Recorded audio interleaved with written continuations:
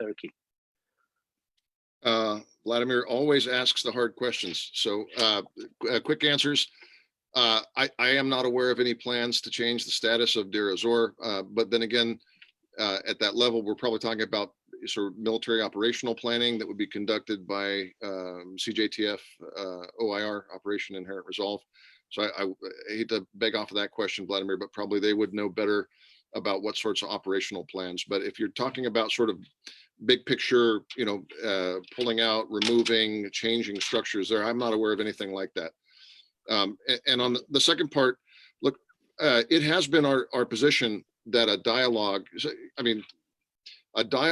among different political forces and different groups in Northeast Syria is needed, period. That hopefully will fold right into 2254. But the fact that there has been an arrangement that has sort of evolved alongside the de-ISIS campaign is a fact, and it has resulted in an administrative mechanism that has more or less worked.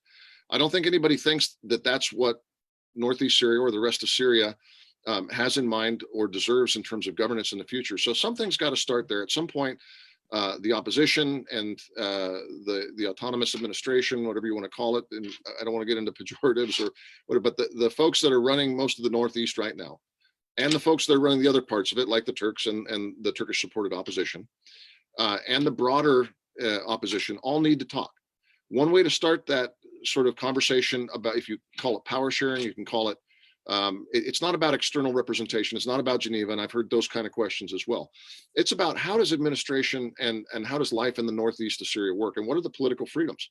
Does the KNC, which has complained previously about constriction of its ability to practice politics in heavily Kurdish areas, do they have a right to practice politics in the heavily Kurdish areas? That's a fundamental question that needs to be addressed. The United States supports this kind of dialogue to broaden pluralization of politics and normal political life. It's a long way off from that. And I don't think people should read too much into that. But yes, as a general proposition, we support those talks, and we support